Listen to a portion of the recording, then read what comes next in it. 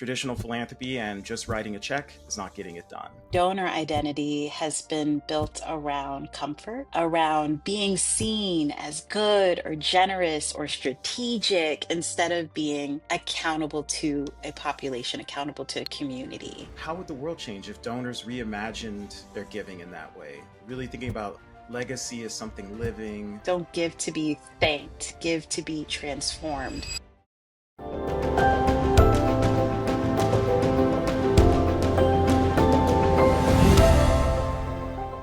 I'm Brandolon Barnett, and welcome to Guide to Good. Today, I'm really honored to be in conversation with Sade Dozan, and what we're going to talk about is moving wealth and building power. Giving is often talked about in terms of generosity or legacy, but what if we reframed it as a responsibility, as the cornerstone of civic infrastructure, just one piece of a larger ecosystem of change? So in this episode, we'll explore how philanthropy can move beyond saviorism and transactional impact to become a standard, normalized practice of solidarity, accountability, and sustained trust in movements. So we're going to learn how shifting from charity to community-anchored resourcing rebalances relationships with nonprofits, aligns giving with values, and helps ensure that wealth is being moved in ways that build collective power. So Sade is the founder at Melanate and vice president of advancement at Borealis Philanthropy. Welcome, Sade. Thank you so much, Brandolyn. I'm happy to be here. We're happy to have you as well. I'm really excited about this conversation. We'll get into this over the course of our time together, but I think it's probably one of the most important conversations that we need to be having because clearly traditional philanthropy and just writing a check is not getting it done. But why don't we start with you telling us about the work that you do at Melanate and Borealis? So you engage in philanthropy in a lot of different ways. Maybe we could start with Melanate and would love to learn what inspires you to start it and a little bit about its mission. Yeah, absolutely. Melanate was born out of my desire and need to change who gets to hold the pen, who decides where money goes, whose stories get funded, and whose leadership gets trusted. I wanted to re engineer the infrastructure of trust and wealth movement so that Black women in particular and gender expansive folks get not just inside of the room, but also are the ones who are the architects for how that room is built and designed. So part of my work at Melanie is to train fundraisers, to think about the shifts that need to happen in the ecosystem of resourcing. Lots of thoughts around wealth, worthiness, belonging, really centering a justice lens. What I think Melanate really focuses on is that representation isn't symbolic. It really determines who gets resourced, what gets left behind, and whether or not the places that we invite leaders into are safe for them to lead. And then you also, of course, work with Borealis Philanthropy as the VP of Advancement. Can you share a Yeah, little about that work as well? And I'm sure you're not busy at absolutely. all, right? No, there's so much time, so much time to hang out. Well, I believe that legacy work is integrated into everything that I do. So yes, have a pretty full schedule, but it's done with so much love and joy, actually. So at Borealis, I get to connect the same ethos to the institutional level. Borealis is a social justice intermediary that focuses on being the bridge between movements and many like institutional and large major donors.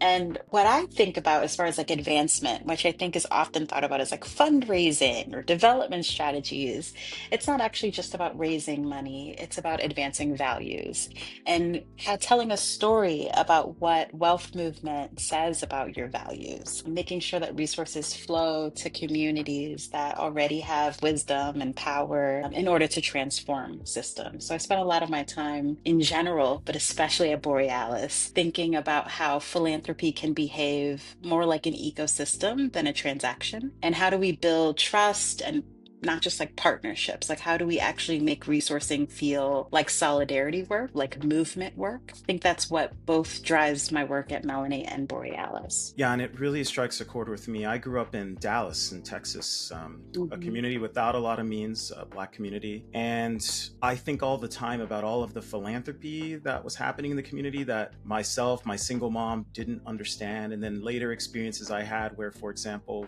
we're getting fresh vegetables to single moms who don't have time, and then the vegetables go bad. And just bringing that perspective into the room, I think is really powerful. And I want to dive into that more. But before we get there, I'd love to learn, how has your personal journey shaped your perspective on all of this? Yeah.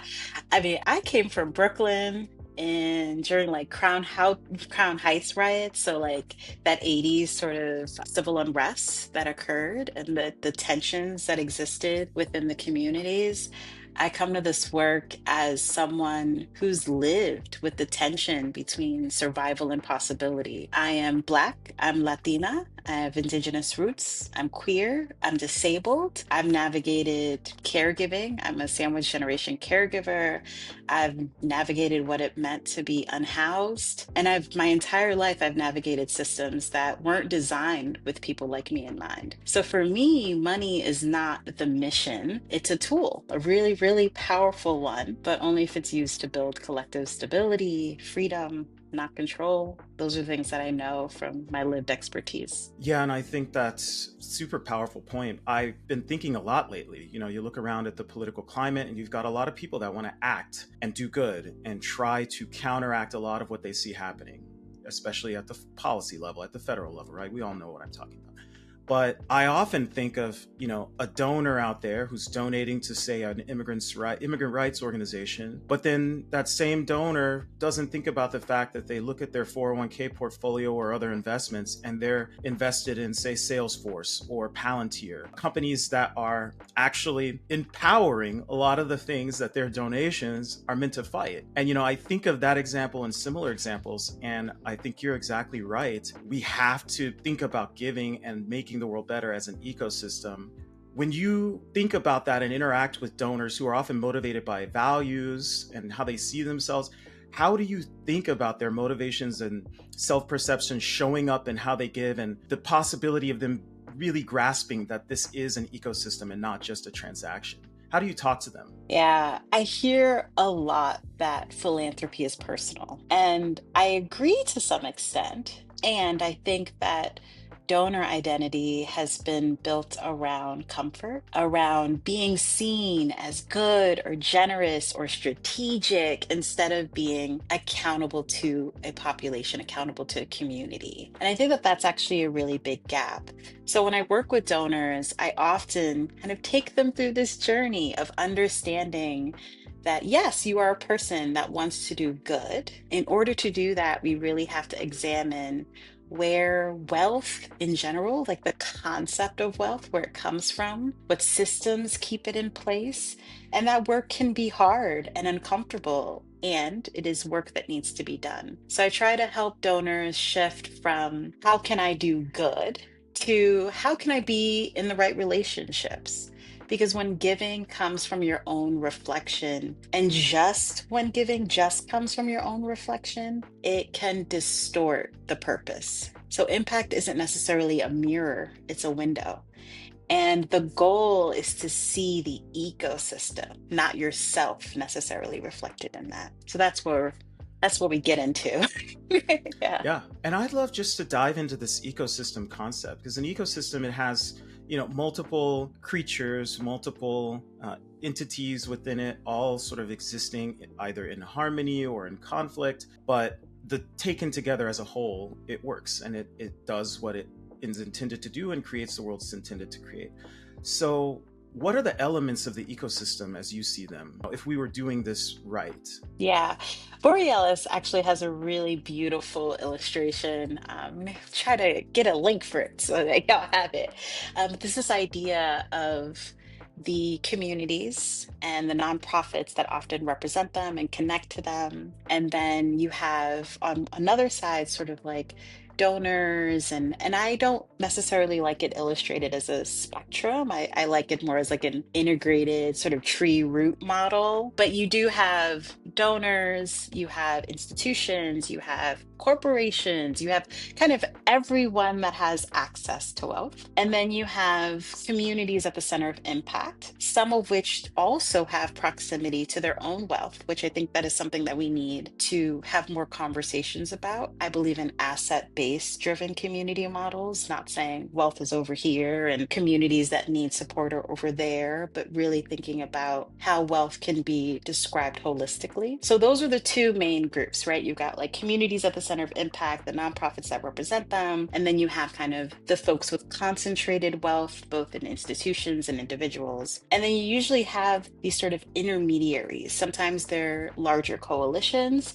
sometimes they're more literal, like Borealis, who's a literal intermediary, who often operate as a bridge between the two. And that's actually very important. What I find is that if you don't have direct access, the kind of like idea of a black box, like if you don't have direct access to a proximate community or a nonprofit that's working at the grassroots level, you need to make sure, again, what relationships are you in so that you have access to those folks and that the information and resources that are being allocated are actually being community informed. So it's not like I want to run a food drive because I've decided that that's the most important. It's being in conversation with everyone in the ecosystem to find a solution that makes sense for the folks at the center of impact. So that's what I think about when I think about the main parts of an ecosystem. And that dynamic is, the first thing that comes to mind for me actually is a lot of what's happened in the international development space, where you have big institutions that go in and say, we think you need a new dam, or we think you need this. And the community is saying, not engaged in that conversation. Inherent in a lot of those interactions is this larger dynamic between wealth and power, how people earn, spend, move money. So how does that show up in your work? And what do you think funders specifically need to better understand about that relationship? Yeah, again, I believe that there's a lot of introspection and thought. I like to call them sort of like internal audits. We all have to do internal audits. Nonprofit leaders, philanthropic leaders, everyone should be thinking not what will this gift do, but what does an investment in community look like? What does it look like for that to be sustained? So when I think about the culture that we've built in philanthropy, it almost kind of acts like not quite a venture fund, but that's sort of, again, individualism, sort of American bootstrap narrative. It finds its way permeated into philanthropy, donor giving. Very often we're sort of chasing a metric instead of really thinking about what generational change looks like and understanding the amount of time that that takes to actually transform a community. You need to not move on a quarterly cycle. I love a good annual docket. I love a good, what are the things we're going to cover this year? But change doesn't actually work in that way. We have to kind of move at the speed of people's livelihoods. So when we become really impact obsessed, we actually flatten the nuance and the force of communities to actually perform resilience instead of it. So then what happens is people are like, well, what did you do with my dollars? Where did my 50,000 go? And then nonprofits are like, oh, here are all of the metrics and things that we did. And then they're kind of performing and not necessarily in a way that isn't impactful, but could be more impactful if we were in different types of relationship. There's this difference between visibility and voyeurism, where visibility really honors the truth of the work and voyeurism demands proof of it, or suffering, or success in order to actually validate someone's investment. So impact to me should be measured in the health of relationships. Are communities able to rest and rebuild?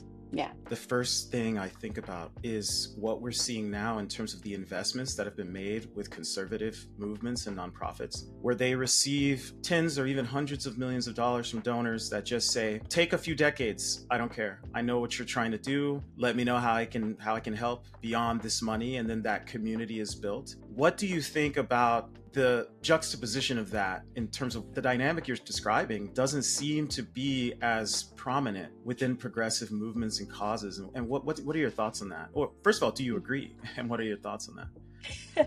I agree that we need to do decade-long investments and think about change through a generational lens. And that often means that when we think about giving, both on the individual level and on the institutional level, we need to think about our impact as a lifespan. So, what are the things that we are going to cover in our lifespan over 50 years, 30 years, like thinking long term like that? Because when you start to think about it from a perspective of generational change and infrastructure investment, then you are looking at decades long investments, which means sticking with a decade long strategy and not doing 1 year, 2 year, 5 year refreshes, which would be a really radical change. And I think that is what we need. That is what we have learned that we've needed. That is what our communities are telling us. Grantees, nonprofits, community leaders are saying we need to know that we can not only keep the lights on, but that we can experiment, that we can dream, that we can try. And the current way that philanthropy and donor engagement is set up is not set up through that lens of we trust you. Here, take a 5 year commitment, take a 10-year commitment. When we think about a lot of what nonprofits are dealing with, though, when they are being asked, to show results, oftentimes they respond with storytelling and try to weave a narrative that can connect sometimes disjointed initiatives that they happen to get funding for across multiple years. What are the benefits and potential harms of that kind of approach? Does it prevent us from having this broader conversation, or is it just something that's, kind of essential in the environment that we're in today? Yeah, it's kind of like the Ouroboros, right? Like you're kind of like one thing kind of perpetuates another. I don't know who started it first, but I feel like it was probably donors in philanthropy that said, well, I need to know this information. And the best way for you to tell me that is to not just give me the metrics, but tell me the stories. So then we start to kind of cultivate and craft these things that make it seem like the story is complete. And we cannot undo systemic issues through one size sort of like soundbite narratives. They are complex, which is also, again, that conversation around proximity. What I encourage donors to do is actually get to know, become saturated in the longer narrative. So that way you have the context for those quick stories, so that you understand, oh, this is one thing that was resolved, and here are the next 50 things that we need to conquer together. And it kind of shifts the perspective a little bit. So I do think one begets the other, but I would certainly say it's driven by the power dynamics that donors have cultivated. When you have $100,000 and this is a check, and you're saying, if you do this, then I will give you this. It has immediately shifted the power dynamics. And when someone has to keep the lights on and their staff fed, they will say, okay, this is the story I can tell you that will get me to that dollar, which doesn't actually serve our greater good.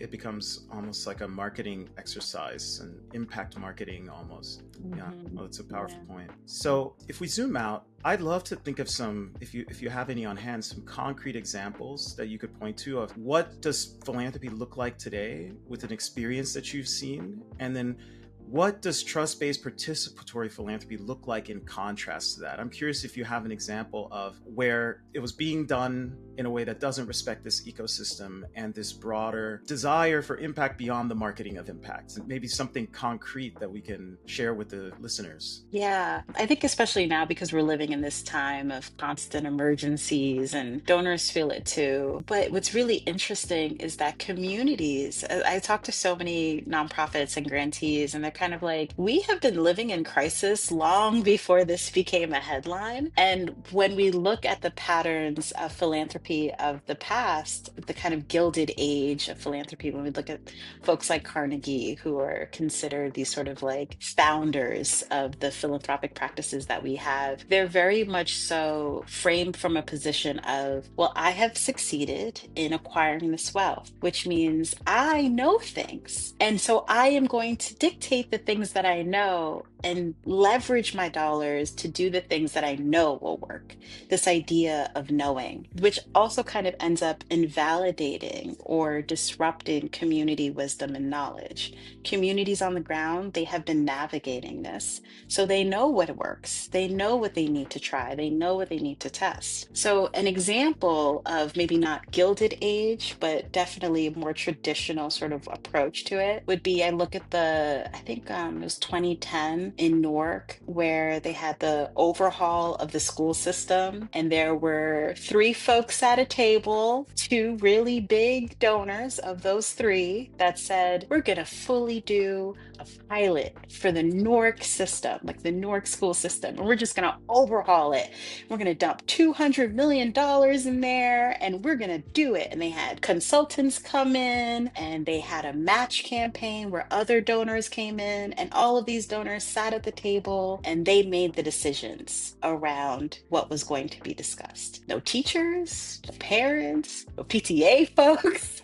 So there was a level of disconnect. And that would be probably a very extreme, but also very common example of how philanthropy has a tendency to move, especially during a time where they feel activated and mobilized towards an issue area. And then the way that I think the counter to that is, so at Borealis, for example, we talk about infrastructure of trust. That often means for us multi-year, unrestricted funding that's rooted in proximity, relationships, the kind that really like resourcing that builds capacity, not dependency. So thinking about how we can also build grantees up and make sure that they have the support that they need so that they can go and also extend like kind of like a ripple effect. Like how do you actually create again that infrastructure piece of coordinated work together and the room to experiment? So I think about that as like the antidote to traditional ways of moving, which is why I say partner with intermediaries, because we do this. Like we know kind of how to move the dollars in a way that meets the community's needs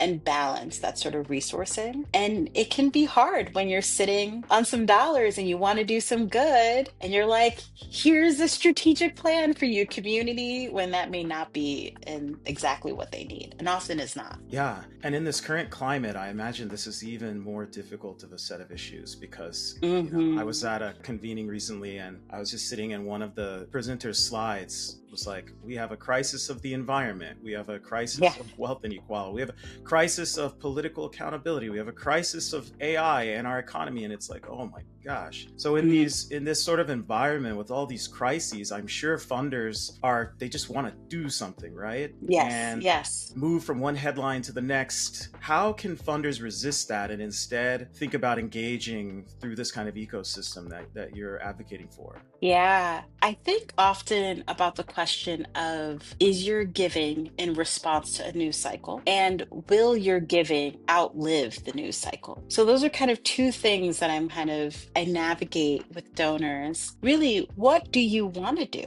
Like, what is it that you're driven by in this moment? What are you responding to in this moment? And if it is a rapid response, call to action, I love it. Let's not set up any more sort of like large initiatives. Let's find the folks that are actually doing the work, that are already naturally moving the work. Hello. And go from there. So I think that that is part of what we need to consider. I think when I kind of think about the practices that I want to see from donors, even in this moment where everything feels urgent, and it is, start by giving in ways that change you, not just the organization. Don't give to be thanked, give to be transformed. Again, it's coming from a very sort of introspective point and lens. The things that maybe stretch you a little bit. You love gender equality work. You're like, yes, I believe in a woman's right to blank anything. I love that. Have you thought about trans aliveness work as a center root for how we approach gender equality? Let's stretch, let's learn, let's grow together. So kind of that piece of the transformation are things that I push folks for. And that's what will really change our practices. Yeah, and what would change to your mind? How would the world change if donors reimagined their giving in that way? Really thinking about legacy as something living. And I hear you've said a few times this word that I think we really badly need in our discourse, which is dream, like a dream of the future that we actually understand and believe in collectively and work toward. But how would the world change to your mind? I believe that if donors started practicing these, again, the introspective, donate and invest to be changed, like to be transformed practices, that we would end up with far more sustained commitments. we would end up with, again, those decade-long investments, the championing of issues, the, yes, I love a good pivot, but like keeping in mind the commitments that you have made to a community and how to continue that. And those sustained commitments actually look like resourcing people to do things like breathe, rest, build, dream, conspire together, and not just react to oftentimes the very quickly shifting focus that happens in philanthropy. Yeah. Yeah. And so I want to end the conversation really with a little bit of conversation around ideas and advice for donors or anyone out there who's listening and thinking about how practical steps they could take to engage in this different way. So if I'm a donor listening today, just to start, what's one step I can take to move from let's say charity to solidarity in this way? I would say accept and believe that philanthropy is a practice. It is not something that occurs in a transaction. It is something that is a practice of values. So adopt that mindset of the values that you're holding and be open to being transformed in this space. So I think the first thing would be that mindset adoption. And then the practices would be things like joining a donor collaborative, learning directly from grantees, funding the invisible infrastructure. So investing in things like storytelling, organizing, healing work, because those are the things that make visible change, like policy change, possible. And if you leave with one question, I would say, let it be, what would it look like if your giving, if my giving wasn't about generosity, but truly about solidarity? And as you think about what solidarity means, it means often, am I someone who is holding something open for someone? Am I opening this door? And am I willing to put myself in front of this door to hold it open? So oftentimes it's about stretching yourself beyond what you think you can do in order to reach what's truly capable. Yeah, and you talk about what donors think they can do, and I just want to kind of acknowledge the environment that we're in. A lot of people feel hopeless. They feel powerless. How do you think that this can help people overcome that? How does that heaviness intersect with all of these discussions? Yeah, I believe that the antidote to much of what we are feeling, the disconnect that we are feeling at this time, is rooted in strengthening our belonging.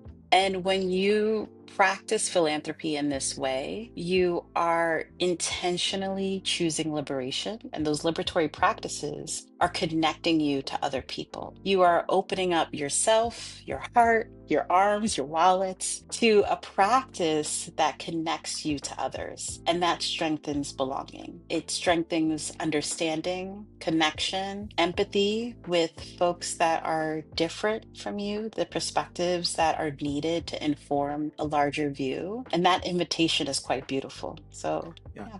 I agree. So this has been such a lovely conversation, and thank you so much for your time and for the work that you do. How can listeners get involved with Melanate and Borealis Philanthropy? Yeah.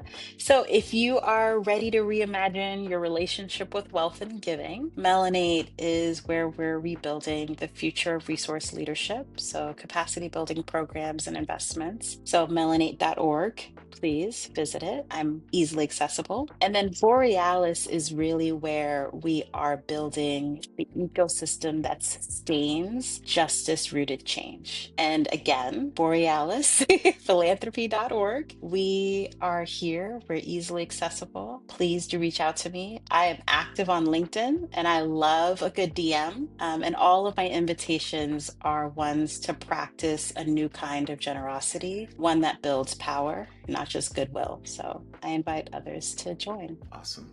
Thank you again so much for your time. This has been a conversation with Sade Dozan, founder at Melanate and Vice President of Advancement at Borealis Philanthropy. Thank you, Sade. Thank you so much, Brandolon.